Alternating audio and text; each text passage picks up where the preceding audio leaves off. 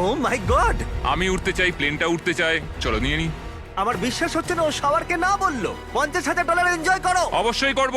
আর এখন আমি এই স্পেসিফিক পাইলট সম্পর্কে ভাবছি যে ওর জন্য শ্যাম্পুর অফারটা একেবারেই ভালো ছিল না। এই কোঅর্ডিনেটটা অবধি পৌঁছতে পারলে আমি $50,000 ক্যাশ পাবো। তার মানে এই $2.5 লাখ জেটটা ছাড়াও আরমান্দো এই চ্যানেলের সব থেকে বড় পুরস্কারের বিজেতা হতেই পারে। $50,000 চান না করার জন্য আর কিছু চাই না।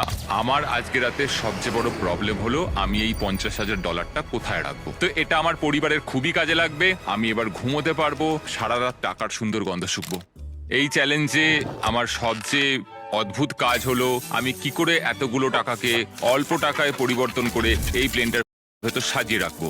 আমার নিজেকে এখন কোটিপতি মনে হচ্ছে। আমি এবার টাকার উপর ঘুমাবো। $50,000 হয়তো ওকে ঘুমোতে সাহায্য করেছিল, কিন্তু আরমান্দোর মাথায় নতুন একটা চিন্তা এলো।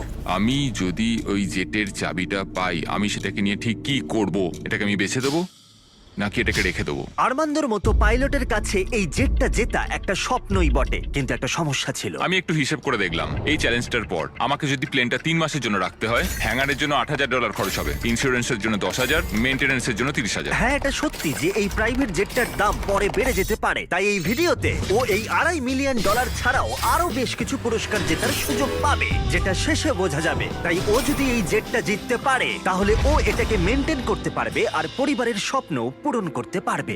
আমি এখন বসে বসে ভাবছি আমার পরিবার আর আমার বন্ধু সবাই মিলে এই প্লেনটায় করে দারুণ দারুণ জায়গায় আমরা ঘুরে বেড়াচ্ছি।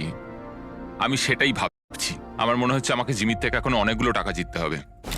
আমি এখন এটাই ভাবছি যে মিলিটারি সার্ভিসটা আমায় অনেক কিছুই শিখিয়েছে। ওখানে আমি খুব এক্সাইটেড থাকতাম আর খুব হ্যাপিও থাকতাম, কিন্তু তারপর আমার মোহভঙ্গ হলো আর আমি আমার জীবনকে ঘৃণা করতে শুরু করলাম। তারপর আমি আবার একটা আশার আলো দেখতে পেলাম। 14 দিন হলো এই চ্যালেঞ্জের 2 সপ্তাহ হলো আরমান্দো নিজের মতো থাকার চেষ্টা করছিল। খাবারটা দারুণ হয়েছে। আমি এখন ফিস্টেবল খাচ্ছি। আমি এইভাবেই আমার কাজের হিসেবে রাখছি সারাদিনের। এই কাজগুলো আমি এখনো করে উঠতে পারিনি, তা আমি এগুলোকে এদিক থেকে ওদিকে রেখে দিলাম। কিন্তু এভাবে থাকার পরেও 100 দিন অনেকটাই দূরে ছিল, কারণ তার ঘুমের অবস্থার এতটুকু উন্নতি হচ্ছিল না, কিছুতেই না। আমি বুঝতে পারছি না আমি বিনা কষ্টে কি করে এখানে ঘুমোতে পারবো। এটা উঁচু নিচু উঁচু নিচু। জীবনে এই প্রথমবার আমার শরীর আমাকে নিয়ে সুখী নয়। ওয়ার্কআউটও করতে পারছি না, পেটটাও খুব একটা ভালো নেই। বুঝতে পারছি না রাতে ঘুমোতে পারবো কিনা। গত রাতে আমি সোফাতে শুয়েছিলাম, একটুও ঘুম আসেনি। এই মাঝেরটাতে আমি বুঝতে পারছি না কি করব। জিমি কালকে কি অফার করবে আমি জানি না, কিন্তু আমার একটা বিছানা দরকার। আরমান্দোর জন্য একটা পারফেক্ট অফার ছিল, কিন্তু যেহেতু আমি একটা ভিডিও বানাচ্ছিলাম যেখানে আমি অনেক খাবার গিভ অ্যাওয়ে করছিলাম, তাই ওকে আমার কাছে আসতে হয়েছিল। চলো যাওয়া যাক। আর ওকে ফ্লাইটের জন্য ধন্যবাদ জানাতে আমি ওর জন্য স্পেশাল খাবার নিয়ে এলাম। যেহেতু আমরা ফিলাডেলফিয়ায়, তাই কিছু ফিলি চিজ স্টিক্স নিয়ে এলাম। নর্থ ক্যারোলিনার ফ্লাইট কতক্ষণের? 48 মিনিট। ও তাই নাকি? এই ও, প্রাইভেট আচ্ছা। জেটটা কিন্তু দারুণ। আগামীকাল